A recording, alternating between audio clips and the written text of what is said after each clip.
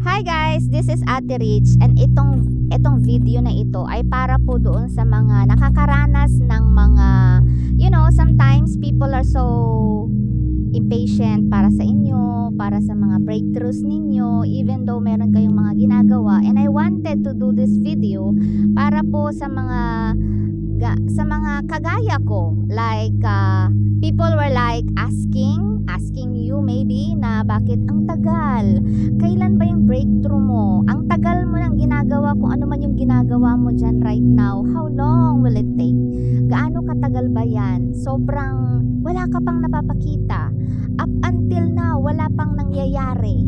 So how can you be so confident sa sarili ninyo kung yung paligid ninyo ay kabi-kabilaan na nagsasabi sa inyo how frustrated they are, how impatient they are sa breakthrough na meron ka, na ikaw mismo ay nakakaramdam naman talaga na meron ka talagang inaantay, and exactly, confident ka naman talaga na nakikita mo yung future mo na. Just that, meron kasi tayong Kairos time. Ang tawag po sa Kairos time ay divine timing. Nagaling yan talaga sa taas, not the Chronos time. Ang Chronos time kasi yan yung mga time na bounded ng tao, yung date natin na masyado tayong impatient na dapat ganitong meron ka ng dapat resulta, etc. Ganon po. Huwag po kayong mag-alala kasi hindi po kayo nag-iisa. For sure, napakarami po sa atin ang nakakaranas ng ganitong klaseng mga frustrations.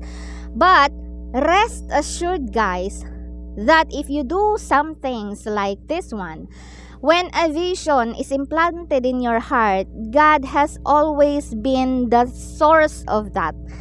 Maniwala po kayo, when you have this kind of dream so big na nagre-require sa'yo ng a lot of pressure, a lot of frustrations, a lot of sacrifices that nako-compromise even yung comfort mo. Like, minsan hindi mo na naiintindihan, why am I doing this? Kailangan mong maintindihan guys, that this vision is not from you in the first place. Meaning, when a vision is so big, that is from God. And God has no intention para bigyan ka ng ganyang klaseng kalaking vision na wala siyang intention na bigyan ka ng provision. Tama? So, para doon sa mga nasa OBA na nakahanap ng kanyang mission dito sa OBA, congratulations, kasi you've been on the right path. Sabi nga po nila, when you are afraid, you are, facing difficulties, insurmountable difficulties na parang feeling mo sobrang imposible na, that costs your, peace sometimes. But speaking of peace, guys, did you know that inner peace is one of my biggest flex since I became part of Online Business Academy. Sana makita mo rin ito kung nandito ka na kay OBA, kasi dito kay OBA I learned to understand that emotional toughness is one of our prerequisite para magtagal ka sa negosyong ito. Okay? So, kung ikaw dyan, nandito na kay OBA, and you were like questioning yourself if are you still going to pursue this or that, guys, isipin mo lang that this vision is not from you from the beginning. Diba? It is from God. And God will always give you the provisions. And one of those provisions is OBA mismo. Bakit?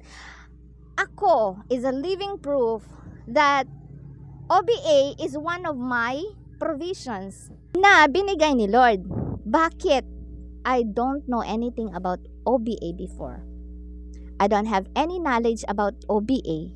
But then, when I came to realize na yung life ko, I've been questioning my life, why things happening, why frustrations and difficulties been like piling up sa buhay ko. Bakit ba nangyayari lahat ng ganito, which I think I don't deserve it because I do have a kind heart, kinda naiisip ko yun eh.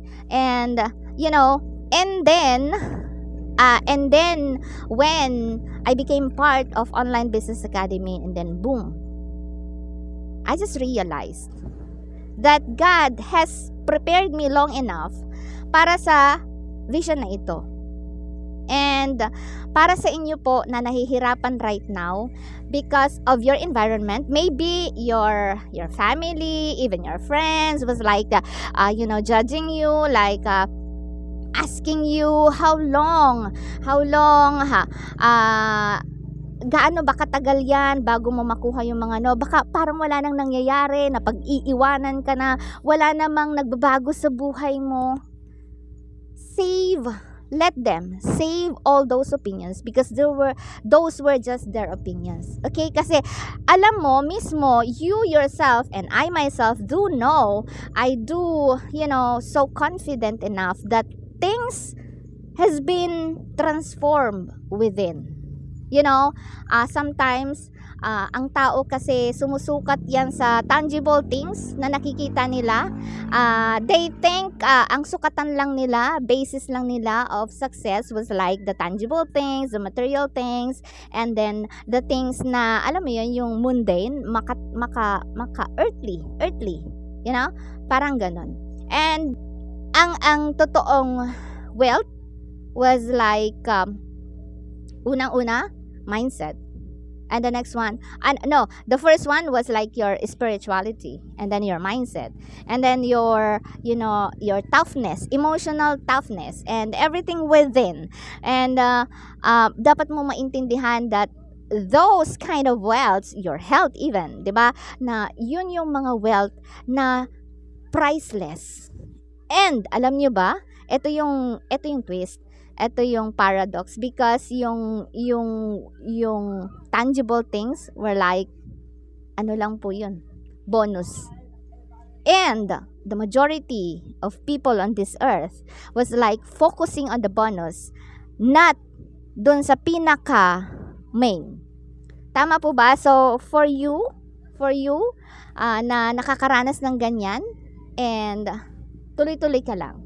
And because tayo na aspire mo lang to be, yung life mo will become a guide, survival guide para sa mga tao na gustong magsimula din and gustong magkaroon ng pagbabago sa buhay. And yung faith, ganun ka solid na ang faith nila and yung strong belief nila was so solid that even without na wala kang nakikitang tangible results, ay buo pa rin yan.